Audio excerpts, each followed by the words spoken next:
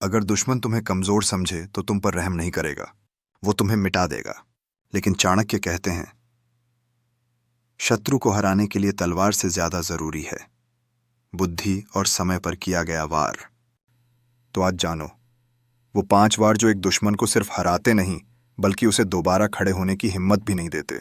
Last वाला सबसे खतरनाक है, इसलिए वीडियो को अंत तक जरूर देखें। वॉर 8, उसके सबसे गहरे डर को उजागर करो। एक मानसिक हथियार। हर इंसान दिखता जितना ताकतवर है उतना होता नहीं। उसके भीतर कहीं ना कहीं एक डर छुपा होता है। ऐसा डर जो दुनिया को तो नहीं दिखता लेकिन उसे हर रोज अंदर ही अंदर तोड़ता है। कोई हारने से डरता है, कोई अपमान से, कोई अपने राजा उजागर होने से, और कोई सिर्फ इस बात से कि लोग क्या कहेंगे। अब चाणक्य कहते हैं, अगर तुम दुश्मन को हराना चाहते हो तो उसके डर को ढूंढो। डर को, और जब तुम्हें उसका डर मिल जाए तो तलवार नहीं, उस डर को उसके सामने खड़ा कर दो। आपको असह खाता अनहा का, क्योंकि तलवार का घाव तो भर जाता है लेकिन आत्मा पर पड़ा डर का वार इंसान को भीतर से खोखला कर देता है। कैसे पहचानो दुश्मन का डर? चुप रहो, उसे देखो, उसकी बातों को सुनो और उसके हाव भाव को पढ़ो। जब वो सबसे ज्यादा गुस्से में हो, ध्यान दो, गुस्सा हमेशा डर का नकाब होता है। जब वो बार बार एक ही चीज दोहराए, समझो वो उसकी कमजोरी है। जब वो किसी विषय पर बात करने से बचे, समझो वही उसकी अंदरूनी कमजोरी है। अब वार करो, लेकिन चालाकी से पाका उस डर को धीरे धीरे उसके सामने लाओ। सीधा हमला मत करो, क्योंकि डर का असली असर तब होता है जब वो खुद महसूस करे कि वो खुल रहा है और तुम्हें कुछ कहने की जरूरत ही न पड़े। टिपिस्टाइला आसात सारे है। उदाहरण के तौर पर, अगर उसका डर है कि लोग उसका सच जान जाएंगे तो उसकी असलियत को ऐसे जगहों पर ले जाओ जहां उसे अपनी नकाब हटती हुई महसूस हो। अगर उसे हार का डर है तो बार बार उसे उसकी पिछली हार याद दिलाओ, बिना कुछ कहे। बस माहौल ऐसा बनाओ कि वो खुद में ही डगमगा जाए। गहराई से समझो, ये युद्ध तलवार से नहीं जीता जाता। ये लड़ाई शब्दों से नहीं, मौन से, दिमाग से और धैर्य से जीती जाती है। टिलम, दुश्मन तब नहीं हारता जब तुम उसे मारते हो, वो तब हारता है जब वो खुद को ही हारने लायक मान ले। चाणक्य कहते हैं, भय वहां से शुरू होता है जहां आत्मगौरव खत्म होता है, और जहां डर घर बना ले वहां आत्मा का युद्ध पहले ही हार चुका होता है। वॉर 2, उसका भरोसा तोड़ दो, चुपचाप, बिना लड़े। एक इंसान तभी तक मजबूत है जब तक उसका भरोसा जिंदा है, खुद पर, अपने लोगों पर और अपनी सोच पर। लेकिन जिस दिन ये भरोसा टूटता है, वो इंसान बाहर से नहीं, अंदर से बिखरने लगता है। चाणक्य नीति कहती है, किसी को हराने के लिए उसे मारने की जरूरत नहीं, बस उसका विश्वास हिला दो, वो खुद ही टूट जाएगा। कैसे तोड़ो भरोसा? शांति से, चालाकी से। ये वार खुलकर नहीं किया जाता, ये एक साइलेंट अटैक होता है। दुश्मन को ऐसा एहसास दिलाओ कि उसके सबसे करीबी लोग अब उस पर शक कर रहे हैं या उसे ही कमजोर समझते हैं। उसे सवालों में उलझा दो, लेकिन सवाल खुद मत पूछो, सिर्फ हवा में शक छोड़ो। कभी उसके सामने चुप रहो, कभी हल्की मुस्कान के साथ उसकी बातों को टाल दो, और कभी कोई अधूरी बात कहकर निकल जाओ।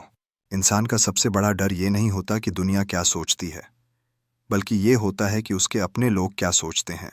एक कहानी से समझो। एक बार एक राजा था जिसे सब वीर कहते थे, लेकिन उसके दरबार में एक मंत्री ने सिर्फ एक सवाल उठाया, क्या आपने कभी युद्ध बिना सेनापति के जीता है? और बात वहीं छोड़ दी। धीरे धीरे बाकी दरबारी भी सोचने लगे, क्या सच में राजा इतना सक्षम है? और राजा खुद भी शक में पड़ गया। वो राजा जो 10 युद्ध जीत चुका था, अब अकेले अपने ही विश्वास से हारने लगा। यही होता है जब भरोसा अंदर से दरकता है। इसलिए चुप रहो, लेकिन चाल चलो। दुश्मन से लड़ो मत, उसे बस उसके ही सवालों में उलझा दो। उसे सोचने दो कि वो कमजोर है, उसे सोचने दो कि लोग उस पर भरोसा नहीं करते, और फिर देखो वो खुद ही पीछे हट जाएगा। चाणक्य कहते हैं, जब दुश्मन अपने ही मन से लड़ने लगे तब तुम्हें तलवार उठाने की जरूरत नहीं होती। भरोसे की नींव जब हिलती है तो महल अपने आप गिर जाता है। इसलिए ये वार सबसे चुपचाप होता है, लेकिन उसका असर सबसे ज्यादा जानलेवा। वार 3, उसका लक्ष्य छीन लो, मकसद खत्म, जंग खत्म। इंसान तब तक लड़ता है जब तक उसके पास कोई मकसद होता है, लेकिन जिस दिन उसका उद्देश्य खो जाए, वो लड़ाई नहीं छोड़ता, बल्कि खुद से हारने लगता है। और चाणक्य कहते हैं, दुश्मन को हराने का सबसे सीधा रास्ता है उसे उसके लक्ष्य से भटका दो। क्या होता है जब लक्ष्य ही न रहे? सोचो, एक तीर है, बहुत तेज धारदार, लेकिन उसे निशाना ही न पता हो। क्या वो किसी को मार पाएगा? नहीं। वही हाल होता है उस इंसान का जो अपनी मंजिल भूल चुका हो। वो इधर उधर भागता है, कभी गुस्से में, कभी उलझनों में, लेकिन असल में वो खुद से ही दूर होता चला जाता है। अब समझो रणनीति। लक्ष्य कैसे छीना जाए? ये युद्ध दिमाग से लड़ा जाता है। सबसे पहले उसके सामने ऐसे मौके रखो जो सुनहरे दिखें लेकिन भटकाव से भरे हो।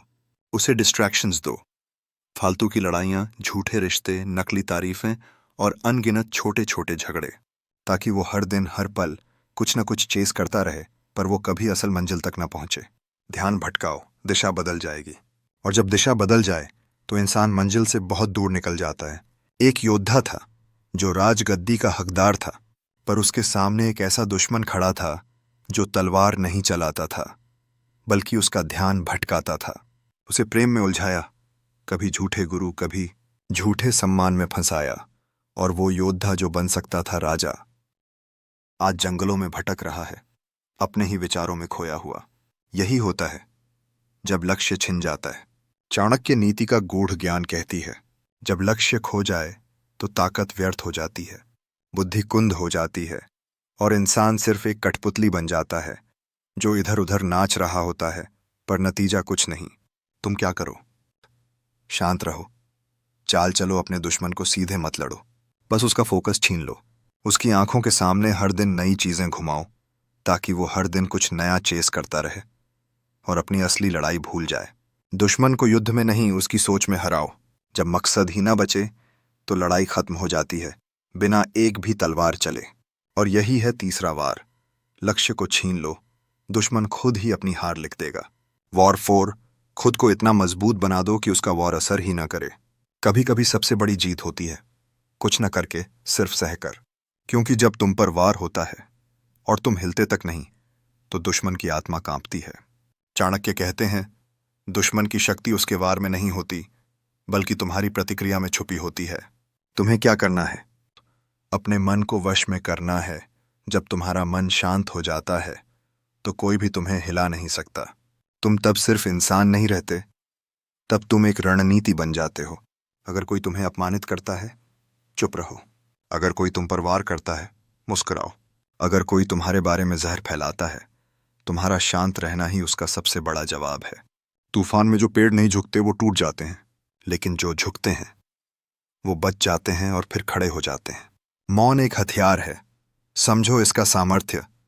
Silence is not weakness, it's calculated power. जब तुम कुछ नहीं कहते तो दुश्मन अपनी ही बातों से उलझने लगता है। वो सोचता है, क्यों ये कुछ नहीं कह रहा? क्या ये मुझसे ज्यादा जानता है? क्या ये मेरे अगला कदम पहले से जानता है? और यहीं से उसके मन में संशय जन्म लेता है, जो धीरे धीरे उसे अंदर से कर देता है। खुद को इतना मजबूत बना दो कि सामने वाला खुद को कमजोर महसूस करने लगे। जो अपने भावनाओं पर नियंत्रण रख सकता है, वो दुनिया पर भी शासन कर सकता है। चाणक्य नीतिवार 5, आखिरी दांव, उसे अकेला कर दो। एक राजा अकेला हो जाए तो उसकी सेना बेकार हो जाती है। एक योद्धा अगर साथियों से कट जाए तो उसकी तलवार बोझ बन जाती है। और एक दुश्मन अगर अकेला कर दिया जाए तो वो खुद से ही डरने लगता है। चाणक्य कहते हैं, अकेलापन एक ऐसा जहर है जो इंसान को अंदर से खा जाता है, और वो बिना जंग लड़े ही हार मान लेता है। कैसे बनाओ दुश्मन को अकेला? उसके करीबियों से दूरी बढ़ाओ, उसके और उसके साथियों के बीच संदेह का बीज बो दो। कुछ कहो मत, बस हालात ऐसे बना दो कि लोग धीरे धीरे उससे कटने लगें। एक झूठी कहानी, एक आधा सच, एक खामोश सवाल, ये सब मिलकर उसे धीरे धीरे अकेला बना देंगे। आइसोलेशन एक सजा नहीं, एक मानसिक तोड़ है। इंसान अकेला तब नहीं होता जब कोई आसपास ना हो। इंसान तब अकेला होता है जब आसपास होते हुए भी कोई उसका नहीं होता। जब उसे लगे कोई उसकी बात नहीं समझता, कोई उसके साथ नहीं है, तब वो बाहरी लड़ाई छोड़कर भीतर की लड़ाई में उलझ जाता है। अकेला इंसान न सोच सकता है, न रणनीति बना सकता है, न लड़ सकता है। ये अंतिम वार है। सबसे खतरनाक, क्योंकि यहां तुम कुछ नहीं करते, वो खुद ही टूटता है। शत्रु को अकेला कर दो और फिर देखो, वो खुद ही अपना विनाश बन जाएगा। याद रखो, ये 5 वार तलवार से नहीं, दिमाग से किए जाते हैं। और जो अपनी बुद्धि को तेज कर लेता है, उसका कोई दुश्मन नहीं टिकता।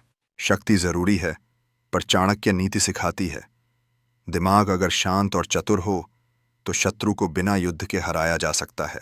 अगर तुम्हें यह चाणक्य नीति गहराई तक छू गई तो इस वीडियो को लाइक करो और इस ज्ञान को फैलाने के लिए शेयर करना मत भूलना। साइकोलॉजिकल यूकेएम चैनल को सब्सक्राइब करें, जहां हर बात सीधे दिल में उतरती है।